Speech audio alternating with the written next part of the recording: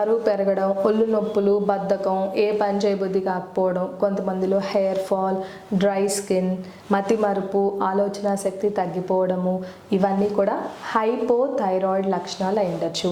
హైపోథైరాయిడిజంకి ముఖ్యమైన కారణం auto immune thyroiditis. దీనిని హషిమోటో థైరాయిడైటిస్గా కూడా మనం పిలుస్తూ ఉంటాము. ఈ వీడియోలో మనం హషిమోటో థైరాయిడైటిస్ అంటే ఏంటి, దాని రావడానికి గల కారణాలు, తీసుకోవాల్సిన ప్రికాషన్స్ వంటివి మనం ఈ వీడియోలో చూద్దాం. హాయ్, నేను డాక్టర్ దీప్తి కారేటి, ఇమ్మెన్స్ క్లినిక్స్ నుండి. ఆటో ఇమ్యూన్ థైరాయిడైటిస్ అంటే మన శరీరంలో ఉండే యాంటీబాడీస్ థైరాయిడ్ గ్లాండ్కి వ్యతిరేకంగా పనిచేయడం ద్వారా గ్రాడ్యువల్గా థైరాయిడ్ గ్లాండ్ పనితనం తగ్గిపోతుంది. ఇది హైపోథైరాయిడిజంకి దారితీస్తూ ఉంటుంది.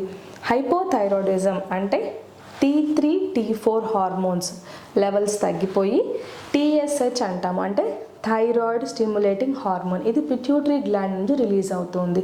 ఈ TSH లెవెల్ పెరిగిపోతే దానిని మనం హైపోథైరాయిడిజంగా పిలుస్తూ ఉంటాము. ఆటో ఇమ్యూన్ థైరాయిడైటిస్ ఉన్న వాళ్ళల్లో anti TPO antibody, anti TG antibody levels పెరగడం అనేది మనం గమనిస్తాము. ఈ యాంటీబాడీ లెవెల్స్ పెరిగిపోవడం వల్ల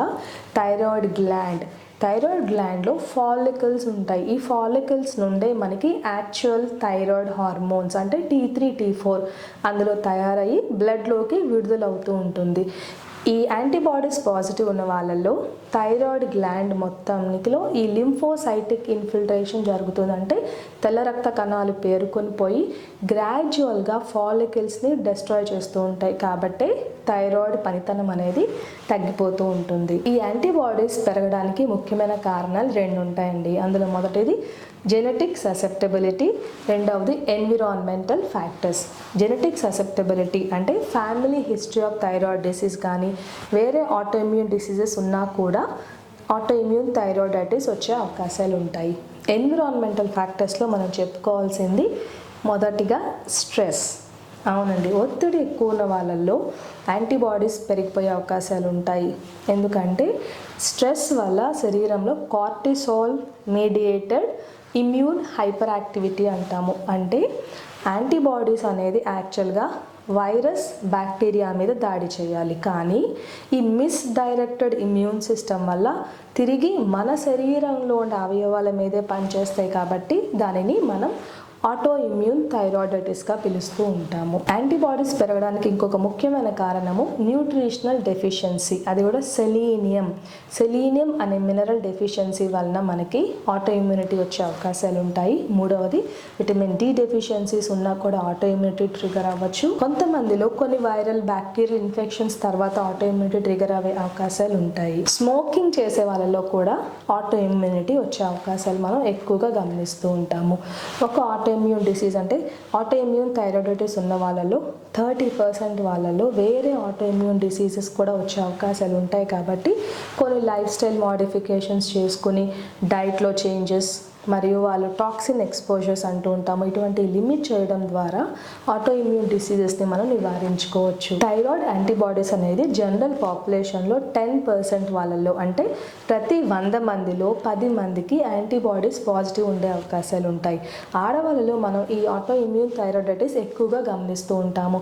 మగవాళ్ళతో పోలిస్తే 5 to 8 times ఆడవాళ్ళలో రిస్క్ ఎక్కువగా ఉంటుంది. ఎందుకంటే వీళ్ళలో 2X క్రోమోజోమ్స్ ఉంటాయి. కాబట్టి ఆ జెనెటిక్ మేకప్ వల్ల త్వరగా వీళ్ళకి ఆటో ఇమ్యూన్ థైరాయిడైటిస్ వచ్చే అవకాశాలు ఉంటాయి. అది కూడా ఏజ్ పెరిగిన కొద్దీ వీళ్ళలో రిస్క్ ఫ్యాక్టర్ ఎక్కువగా ఉంటుంది. చైల్డ్హుడ్ ఒబెసిటీ, చిన్నప్పుడు ఓవర్ వెయిట్ ఒబెసిటీ ఉన్న వాళ్ళలో కూడా వాళ్ళు పెద్ద అయిన కొద్దీ ఈ ఆటో ఇమ్యూన్ థైరాయిడైటిస్ వచ్చే అవకాశాలు ఉంటాయి. యాంటీబాడీ లెవెల్స్ లేకపోతే ఆటో ఇమ్యూనిటీ మనం తగ్గించుకోవాలంటే మొదటిగా చేయాల్సింది స్ట్రెస్ని మేనేజ్ చేసుకోవడం. రోజులో 6 to 8 hours నిద్రపోవడము, వాళ్ళు స్ట్రెస్ఫుల్ ఎపిసోడ్స్ని ప్రివెంట్ చేయడము, ఫ్యామిలీతో టైం గడపడము, హాబీ, మ్యూజిక్, గేమ్స్ ఇటువంటి వాటి వల్ల కూడా స్ట్రెస్ని అవాయిడ్ చేసుకోవచ్చు.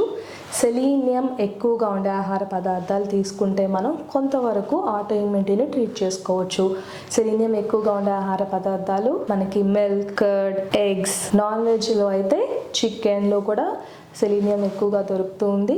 ప్లాంట్ బేస్డ్ ప్రొడక్ట్స్ అయితే స్పినాచ్ అంటే పాలకూరలో సెలీనియం ఉంటుంది, క్యాష్యూ నట్స్లో కూడా సెలీనియం దొరుకుతుంది, బనానాలో కూడా మనకి సెలీనియం ఎక్కువగా దొరుకుతుంది, సన్ఫ్లవర్ సీడ్స్లో మనకి సెలీనియం మినరల్ ఎక్కువగా ఉంటుంది. కాబట్టి మనం రెగ్యులర్గా తీసుకునే ఆహార పదార్థాల్లో మిల్క్ ప్రోడక్ట్స్ మరియు ఇటువంటి డ్రై ఫ్రూట్స్, సీడ్స్ ఇంక్లూడ్ చేస్తే ఈ సెలీనియం మినరల్ సరిపడా దొరుకుతుంది. యాంటీబాడీస్ మనం తగ్గించుకోవాలంటే ఇంకొక మార్గం టాక్సిన్స్ని అవాయిడ్ చేయడం. అంటే మన శరీరంలో తయారయ్యే వేస్ట్ ప్రోడక్ట్స్ని కేవలం కిడ్నీ ద్వారా పంపించేస్తుంది బాడీ, లేకపోతే మోషన్ ద్వారా వెళ్ళచ్చు, స్వెట్ ద్వారా కూడా వెళ్ళిపోతుంది. కాబట్టి రెగ్యులర్ ఎక్సర్సైజ్ చేసుకోవడము, వాటర్ ఎక్కువగా తీసుకోవడము, chemical based foods, organic foods తీసుకుంటే మంచిది. మనం తీసుకునే ఆహారం పెస్టిసైడ్స్, పురుగుల మందు, ఫర్టిలైజర్స్ ఎక్కువగా ఉన్న ఆహార పదార్థాలు తీసుకుంటే ఆటో ఇమ్యూనిటీ ట్రిగర్ అయిపోయే అవకాశాలు ఉంటాయి. కాబట్టి ఇప్పుడు మనం చెప్పిన జాగ్రత్తలన్నీ పాటించి, అంటే ఫ్రూట్స్,